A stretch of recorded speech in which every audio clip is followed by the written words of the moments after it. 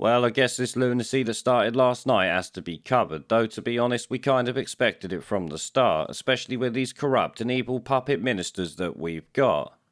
But before we get into that, remember to join me on my website, BitChute and Odyssey, and the rest of them that are all linked down below. There are exclusive videos not on YouTube for you to watch and much more, so check out the links in the video description like I said.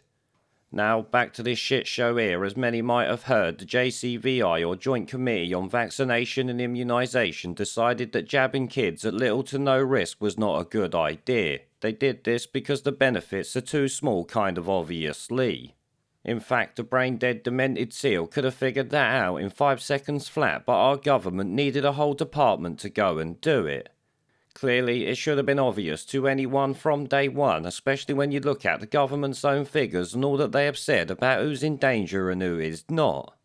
But in what will surprise none of you, Matt Hancock 2.0, or Sajid Javid as he's meant to be called, decided to go against the JCVI and order that little cretin Chris Whitty to look again and find a wider benefit to society. Yep, you heard it there, medical treatments for kids to benefit society, pure fucking insanity if ever I have heard it. Now this should really send alarm bells ringing because you do not look to benefit society at any risk to our children's health. The whole idea is just fucking demented. But I think it's now proven beyond any doubt for those who couldn't see it before that these idiots in government are not following any science. They're following an agenda which either disregards any science or makes up its own as it goes along. And in fact this bit in the Telegraph says it all really in my opinion. The JCVI only considered the benefits and risks of vaccinating children from a health perspective and did not evaluate other factors such as the impact on education and schools. The Chief Medical Officer will be looking at the impact on schools and young people's education which has been disproportionately impacted by the pandemic. No, they've been disproportionately impacted by government policy and nothing else. But as for Whitty looking for other benefits, this is ignoring the only things that matter with a medical treatment, which is the benefit to the person that is fucking administered to. This in fact is international law and convention, as David Davis stated in a parliamentary committee earlier this year. Well, firstly, it's illegal to require it at the moment. It's illegal to require vaccination at the moment. We are bound ourselves by both UN and European international agreements to the use of medical treatment. Medical treatment, as it stands, must only be for the benefit the person it's administered to. Medical treatment must not be administered for, as it were, communal purposes. Otherwise, we'll all be giving mandatory blood transfusions and so on. I give blood anyway, but it will be a requirement. You'd have requirements like that. So that's against both international and national laws.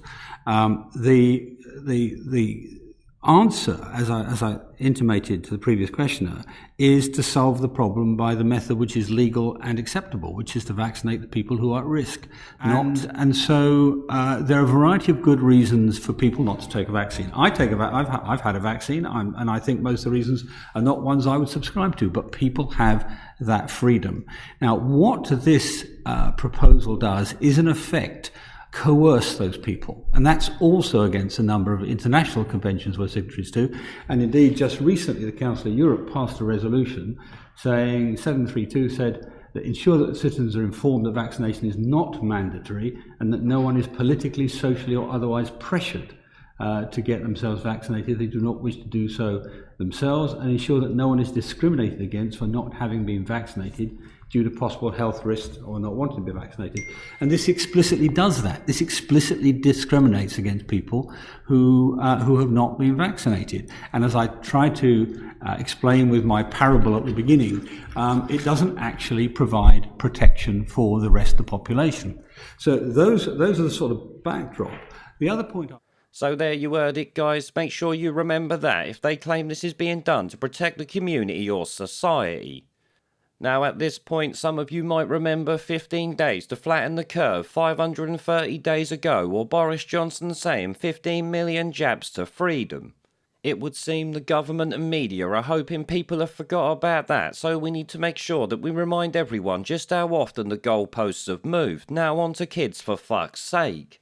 I think it goes without saying that this whole shit show here is just beyond lunacy, that words don't even do justice to just how fucked up it actually is. It shows once and for all that Boris, Sajid Javid and the rest of these fuckpigs are not following any science like I said, they're following their agenda once again like I've already said. Now this could actually be a catalyst for mass revolt against it, because parents on all sides of this debate will question what the fucking hell these ministers think they're doing.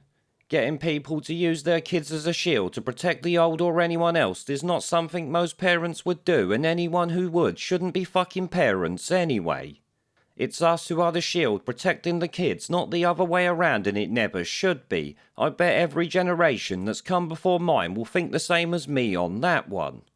We protect children, they do not protect us. Anyone who thinks any different to that does not deserve kids or indeed protection. In fact, the government should tread carefully here, because going after people's kids is a declaration of war to most parents.